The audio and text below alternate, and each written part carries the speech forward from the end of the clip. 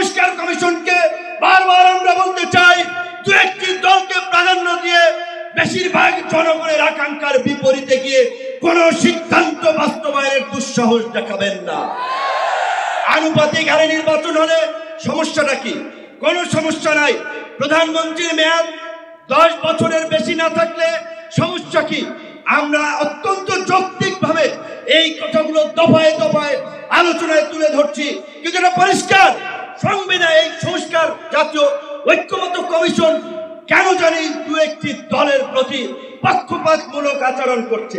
আপনারা জানেন, বাংলাদেশের 24-এর গণ অভ্যুত্থান পরবর্তী রাষ্ট্র সংস্কারের যে জন আকাঙ্ক্ষা তৈরি হয়েছে, শাসনতান্ত্রিক ব্যবস্থার পরিবর্তনের যে রাজনৈতিক এবং জন আকাঙ্ক্ষা তৈরি হয়েছে, সেই আনুপাতিক হারে নির্বাচনের দাবিতে আজকে বোধহয় কয়েকটি দল ব্যতীত সব দলই কিন্তু এই মঞ্চে ইতিমধ্যে হাজির হয়ে এই সংখ্যানুপাতিক নির্বাচনের পক্ষে তাদের দলীয় সমর্থন ব্যক্ত করেছে।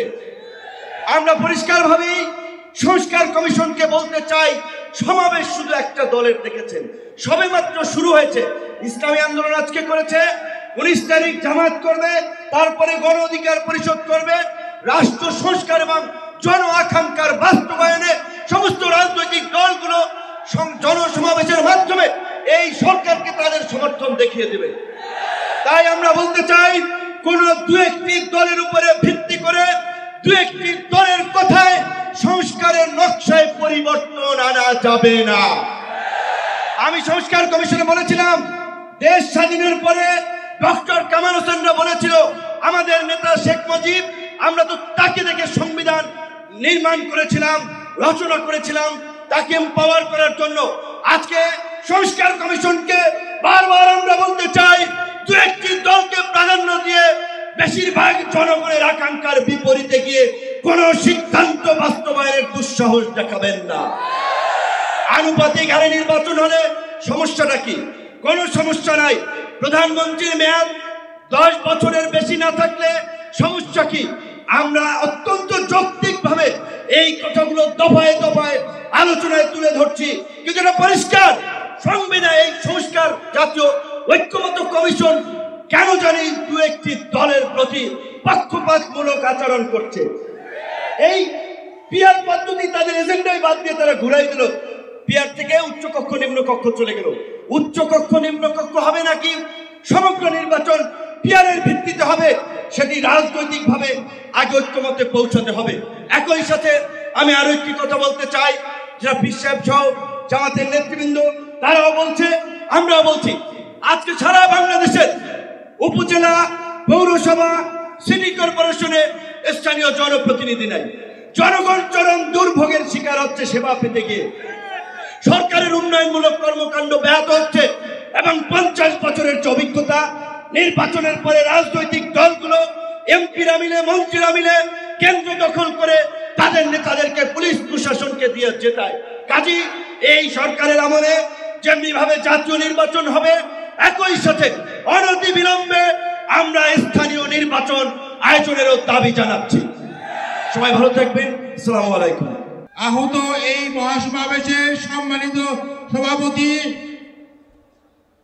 পীর সাহেব চরমনাই, মঞ্চভূমিষ্ঠ জাতীয় নেতৃবৃন্দ, সমবেত জনতা, আসসালামু আলাইকুম ওয়া রাহমাতুল্লাহি ওয়া বারাকাতুহু।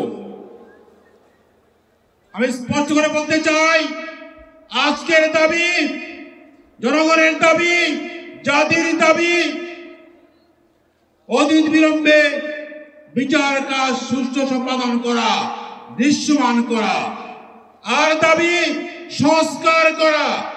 সংস্কার স্পষ্ট করে বলতে চাই, আল্লাহর প্রতি আস্থা, বিশ্বাস, এটা মূলতত্ত্ব করতে হবে, এছাড়া জাতি মানবে না। আল্লাহর প্রতি আস্থা, বিশ্বাস কোন ক্রমেই মূলনীতি রাখা যেতে পারে না। এর সাথে সাথে নির্বাচন সংস্কার করতে হবে। আজকের মাস্তানদের আধিপত্য থামাতে হবে। কোনোভাবেই নির্বাচন কেন্দ্র নির্বাচন করার সুযোগ দেওয়া যেতে পারে না। তাই আমরা দাবি করেছি, এখন সমর্থন ঘোষণা করছি, পেয়ার পদ্ধতিতে নির্বাচন করতে হবে, এর কোনো বিকল্প নাই। এর সাথে সাথে বলতে চাই, আজকে ইসলামী ঐক্যের বড় প্রয়োজন। যে আমরা ইনসাফ কায়েম করতে চাই, দরিদ্র সমাজ কায়েম করতে চাই, তাহলে ইসলামী ঐক্যের কোনো বিকল্প নাই। দেশ আগে সার্বভৌমত্ব বাঁচাতে হলে, আমাদের শত্রুর হাত থেকে রক্ষা করতে হলে একমাত্র ইসলাম, একমাত্র মুসলমানিত্বের পরিচয়ে এই দেশকে বাঁচতে হবে, এর কোনো বিকল্প নাই।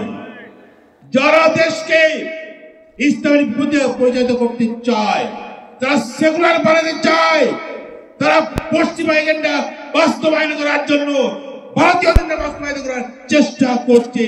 এই জাতি কখনোই এটা হতে পারে না। আজকে আমাদেরকে গর্জে উঠতে হবে, আল্লাহর প্রতি আস্থা বিশ্বাস দিয়ে ইনসাফ কায়েমের লক্ষ্যে, দরিদ্র সমাজ কায়েমের লক্ষ্যে আমাদের জেগে উঠতে হবে। উদাত্ত আহ্বান জানাতে চাই, আসুন সবাই মিলে আমরা আগামী নির্বাচনে ইনসাফের পক্ষে, ইসলামের পক্ষে, ইনসাফ কায়েমের পক্ষে, দুর্নীতি বিরোধীর পক্ষে আমরা জেগে উঠি, ভোট প্রদান করে দেশকে আমরা ইসলামের পথে, শান্তির পথে, প্রগতির পথে, উন্নতির পথে আমরা পরিচালিত করি। আল্লাহ আমাদের সঙ্গে তৌফিক দিন। আমিন। আসসালামু আলাইকুম ওয়া রাহমাতুল্লাহি ওয়া বারাকাতুহু।